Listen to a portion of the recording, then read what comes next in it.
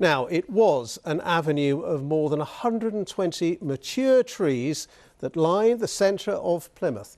But in the dead of night on Tuesday and under cover of darkness, the local council cordoned it off and sent in the chainsaws, with the result that avenue of trees has now gone from that to this. Now, local campaigners managed to save 16 trees after they got an emergency injunction at 1 o'clock in the morning. Cutting down the trees is part of a controversial redevelopment plan, as our correspondent Jenny Kumar now reports from Plymouth. They came late at night to carry out what's been described as the chainsaw massacre. Then, at around 1 a.m, protesters were able to serve an injunction to stop the cutting. Sorry? If you cut any more trees down, it will be a criminal offence. Yeah. Instructions. Do you have anything to say? No. Do you have anything to say to the people of Plymouth? But more than 100 trees were already gone. The sight of the destruction in the cold light of day has left many in the city feeling angry.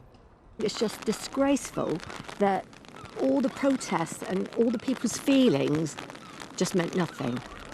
They're supposed to be putting in new ones, but why cut down the old ones? They could have left them there. It's a replacement. Ideal, I don't mind that. They are a bit ropey now, aren't they? So something new, yeah, ideal. Plymouth City Council says it's obtaining legal advice on the injunction, and that given the size of the tree machinery, it's scheduled the works to be carried out at night with as few people around as possible for public safety reasons. They managed to clear 117 trees in 5 hours. It was absolutely unbelievable. Campaigners managed to save around a dozen trees through their legal action. A bittersweet victory. Yesterday we filed for judicial review, and hopefully that will mean the injunction's upheld until the end of that, and we can save the extra trees that we saved on Tuesday night. And I think we just need to look at what's happened here and learn some lessons. I mean, it's a shame it comes down to lessons later than action beforehand, because obviously they're gone now. The removal of these trees is part of a £13 million revamp of this city centre.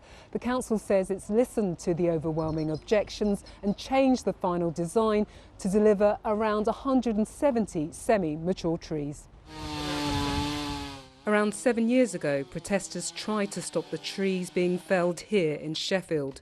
This week, a report accused the council of a failure of leadership and called for it to apologise for a flawed plan. Back here in Plymouth, more than 70% of respondents to a consultation on the Plymouth Tree Plan opposed it, leaving many people feeling their views don't count.